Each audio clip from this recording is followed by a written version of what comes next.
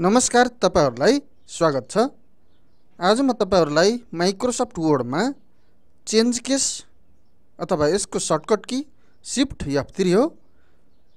यसको प्रयोग कसरी गर्ने त्यस सम्बन्धी जानकारी लिएर आएको छु। कृपया भिडियो स्किप नगरी हेर्नुहोला।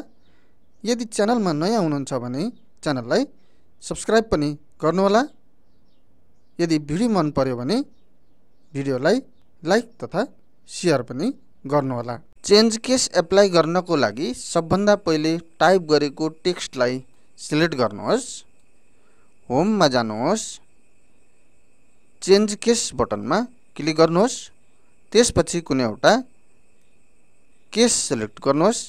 जस्तै सेन्टेन्स केस गर्यो भने वाक्यको पहिलो क्यारेक्टर ठुलो हुन्छ। लोअर केस गर्यो भने सबै सानो अक्षरमा चेन्ज हुन्छ। अपर केस गर्यो भने सबै क्यापिटल लेटरमा चेन्ज हुन्छ। क्यापिटलाइज इच वर्ड गर्यो भने प्रत्येक वर्डको पहिलो क्यारेक्टर ठुलो हुन्छ। त्यस्तै टोगल केस गर्यो भने प्रत्येक वर्डको पहिलो क्यारेक्टर सानो हुन्छ र अरु अक्षर ठुलो हुन्छ। यसरी तपाईले आफूले टाइप गरेको टेक्स्टमा चेन्ज केस एप्लाई गर्न सक्नुहुनेछ। अब मैले फेरि सिलेक्ट गरेर यसलाई होममा गई चेन्ज केस बटनदेखि सेन्टेन्स केस गरे। सेन्टेन्स केस गर्दा वाक्यको पहिलो क्यारेक्टर ठुलो हुन्छ। अथवा तपाईले सिलेक्ट गरेर किबोर्डदेखि शिफ्ट F3 प्रेस गर्नुभयो भने चेन्ज केस एप्लाई गर्न सक्नुहुनेछ। शिफ्ट F3 भनेको चेन्ज केसको सर्टकट की हो। माइक्रोसफ्ट वर्डमा चेन्ज केस जस्तै स्मल क्याप्स टेक्स्ट इफेक्ट हुन्छ, जसलाई चेन्ज केसमा समावेश गरिएको छैन।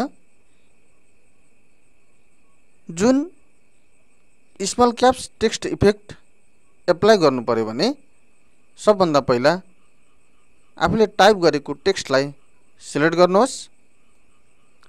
किबोर्डदेखि कन्ट्रोल D प्रेस गर्नुहोस्। त्यसपछि फन्ट डायलग बक्स आउनेछ।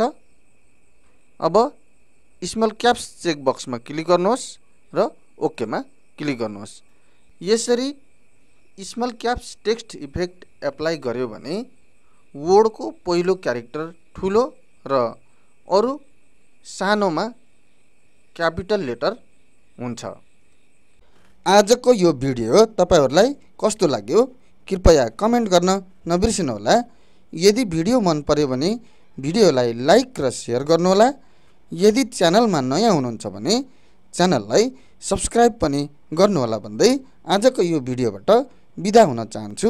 नमस्ते।